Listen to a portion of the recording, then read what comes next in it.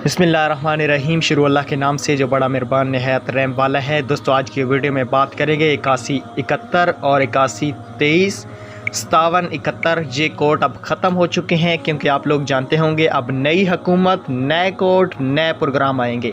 क्या हकीकत है, क्या झूठ है, क्या ये सच है, सारी डिटेल्स इस वीडियो में आपको बताएंगे। बहुत से मेरे सब्सक्राइबर परेशान हैं यूट्यूब पे वीडियो देख के, फेसबुक पे पोस्ट देख के परेशान हैं और मेरे से बार बार यही सवाल कर रहे हैं, क्या सर जो पहले प्रोग्राम चल रहे थे वो अब बंद हो चुके हैं या आने वाले वक्त में बंद हो जाएंगे? क्या 8171 कोड, 5717, 8123 कोड ख़त्म हो चुके हैं, बंद हो चुके हैं?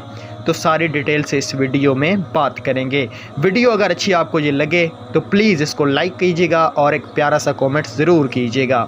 मज़ीद प्रोग्रामों के अपडेट जानने के लिए नीचे लिंक डिस्क्रिप्शन में दिया गया है, आप वहां से भी क्लिक करके हमारी वेबसाइट पे डेली अपडेट हासिल कर सकते हैं।